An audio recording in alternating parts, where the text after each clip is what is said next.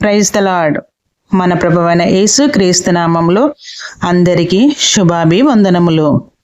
గత వీడియోలో నేను అడిగిన ప్రశ్న, ప్రవక్త అయిన సమూయేలు గారి యొక్క తల్లి పేరు ఏమిటి? సమాధానం హన్నా.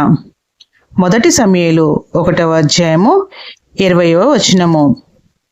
ఈరోజు ప్రశ్న, రాజైన దావీదు గారు దినమునకు ఎన్ని మార్లు ప్రార్థన చేసేవారు? కామెంట్ బాక్స్లో రాయవలసిందిగా కోరుచున్నాను. ఈరోజు పరిశుద్ధ గ్రంథము చదువుకుందాము. 2వ సమూయేలు 7వ అధ్యాయము 18వ వచనము. దావీదు రాజు లోపల ప్రవేశించి యెహోవా సన్నిధిని కూర్చుండి ఈలాగు మనవి చేసెను, నా ప్రభువా యెహోవా, ఇంతగా నీవు నన్ను హెచ్చించుటకు నేనెంతటి వాడను?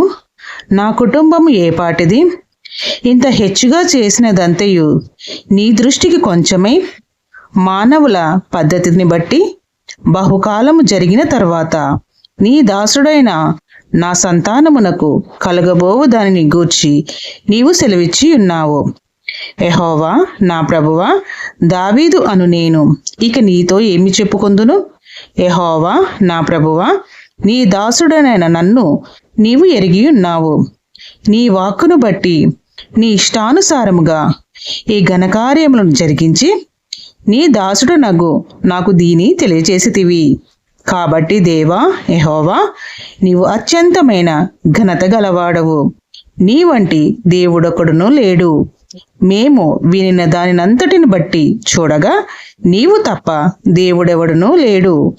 యెహోవా నా ప్రభువా, మేలు దయచేయుదునని నీవు నీ దాసుడనైనా నాకు సెలవిచ్చుచున్నావే. నీవు దేవుడవు గనుక నీ మాట సత్యము. దయచేసి నీ దాసుడనైనా నా కుటుంబము నీ సన్నిధిని ఉండునట్లుగా దానిని ఆశీర్వదించుము. యెహోవా నా ప్రభువా, నీవు సెలవిచ్చి ఉన్నావు, నీ ఆశీర్వాదము నుండి నా కుటుంబము నిత్యము ఆశీర్వదింపబడును గాక. ఆమేన్. Praise the lord.